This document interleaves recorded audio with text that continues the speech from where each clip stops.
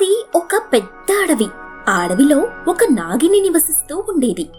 ఆ నాగిని ప్రతిరోజు రాత్రి సమయంలో అడవంతా తిరుగుతూ అందాలని ఆస్వాదిస్తూ ఉండేది. ఆమె ఎప్పటిలాగే ఒకరోజు రాత్రి అడవిలో తిరుగుతూ, ఆహా, ఆ పున్నమి వెన్నెల ఎంత చక్కగా ఉందో, ఈ ప్రకృతి అందాలు ఎన్ని చూసినా తనివి తీరదు అనుకుంటూ వెళ్తూ ఉంటుంది. ఇంతలో ఆమెకి ఒక మంచి పరిమళం వస్తుంది. ఆహా, ఎక్కడిది ఈ పూల గుమగుమ, చాలా చక్కగా ఉంది, ఎన్ని రోజుల నుండి లేనిది ఇప్పుడెక్కడి నుండి వస్తోంది అనుకుని ఆ పరిమళం వచ్చే వైపుగా ప్రయాణిస్తుంది. అక్కడ రకరకాల పూల మొక్కలుంటాయి. వాటిని చూసి ఆమె చాలా సంతోషపడుతూ, అబ్బా, ఎంత అందంగా ఉన్నాయి ఇవన్నీ, ఎవరు నిర్మించారు అనుకుని అటూ ఇటూ చూడగా ఒక చెట్టు దగ్గర ఒక స్వామి జపం చేస్తూ కనిపిస్తాడు.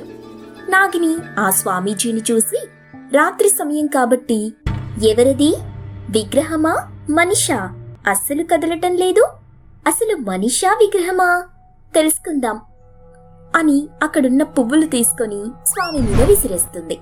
వెంటనే స్వామీజీ జపం నుండి మేల్కొని, మూర్ఖురాలా, నువ్వు చేసిన పాపానికి శిక్ష అనుభవించాల్సిందే. ఇక నువ్వు నీ రూపాన్ని వదిలిపెట్టి పాముగా జీవించు అంటూ శపిస్తాడు. ఆమె వెంటనే పాము రూపంలోకి మారిపోతుంది. ఆమె ఎప్పుడు ఎంతగానో ప్రాధేయపడుతూ, స్వామి, నన్ను క్షమించండి, నేను విగ్రహం అనుకుని అలా చేశాను. రాత్రి సమయం కాబట్టి నాకు మీరు విగ్రహంలాగా అనిపించారు. నన్ను క్షమించి శాపాన్ని తొలగించండి అంటూ బోరున ఏడుస్తుంది. నువ్వు నీ విరోధి అయిన ఎలుకని వివాహం చేసుకుంటే తప్ప నీ శాపం తొలగిపోదు అని చెప్పి స్వామీజీ అక్కడి నుండి మాయమైపోయాడు. ఆ పాము అక్కడే ఉంటూ బాధపడుతూ ఉంటుంది.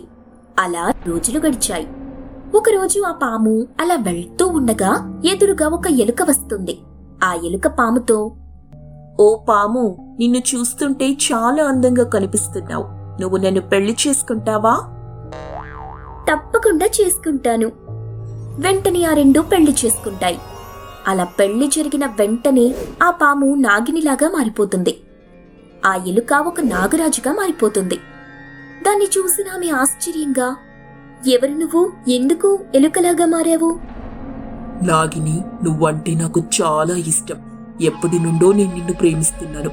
నిన్న రోజు స్వామీజీ శపించడం నేను చాటుగా విన్నాను. అందుకే కొన్ని రోజులు ఆయన సేవ చేసుకుని ఆయన్ని ఒక వరం అడిగాను. స్వామి, నాకు 2 రోజులు ఎలక రూపంలో మారాలని ఉంది. దయచేసి నన్ను ఎలకగా మారుస్తారా? ఇన్ని రోజుల నుండి నువ్వు ఒక్క కోరిక కూడా నన్ను కోరలేదు. తప్పకుండా ఇస్తాను. కానీ నీకు అలా ఎందుకు అనిపించిందో నాకు తెలీదు కదా. నువ్వు సంతోషంగా ఉంటానంటే 2 రోజులు అలాగే ఉండొచ్చు. 2 రోజుల తరువాత నువ్వు సామాన్య స్థితిలోకి వచ్చేస్తావు అంటూ నన్ను దీవించి ఎలుకగా మార్చాడు. కేవలం ఇదంతా నిన్ను శాప విముక్తురాల్ని చేయడం కోసమే అని అంటాడు. ఆ మాటలకు నాగిని చాలా సంతోషిస్తుంది. అప్పుడే వెనక నుండి స్వామీజీ వచ్చి, నన్ను మోసం చేసి ఆమె శాపాన్ని తొలగించడం కోసం ఇలా చేస్తావా? నువ్వు నిజంగానే సగం మనిషి, సగం ఎలుక రూపంలోకి మారిపో అంటూ శపిస్తాడు. వెంటనే అతని ముఖం ఎలుక రూపంలోకి మారిపోతుంది. నాగిని చాలా బాధపడుతూ, స్వామి, ఇది మీకు న్యాయం కాదు. కావాలంటే నన్ను పాముగా మార్చండి. అతను నన్ను ప్రేమించేవాడు కాబట్టే ఇలా చేశాడు.